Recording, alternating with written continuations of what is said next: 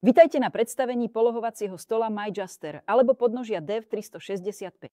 U nás si môžete kúpiť buď stôl s doskou, alebo len samostatné podnožie, na ktoré si namontujete dosku zo svojho súčasného stola.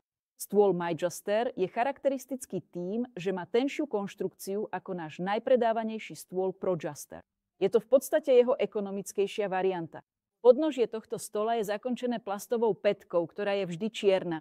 Farbu konštrukcie si môžete vybrať. Ponúkame čiernu, bielu a sivú, ale zakončenie tej pätky je vždy čierne. Nosnosť má 100 kg.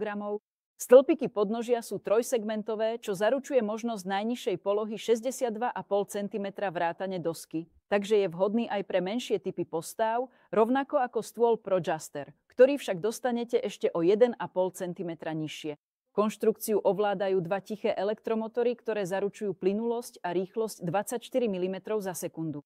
Ak by sme hodnotili stabilitu stola MyJuster v najvyššej polohe na stupnici od 1 do 5, dávame mu 4 z 5. Najvyššia poloha tohto stola je potom 128 cm.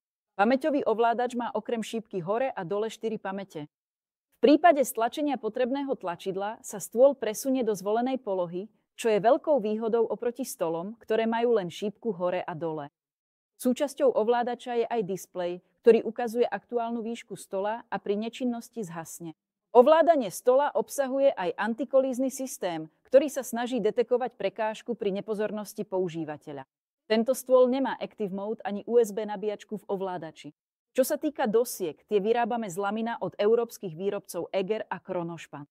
Štandardná hrúbka je 2,5 cm a na výber máte z veľkého množstva dekorov. Rozmery si môžete vybrať typové, alebo vám vyrobíme dosku na mieru.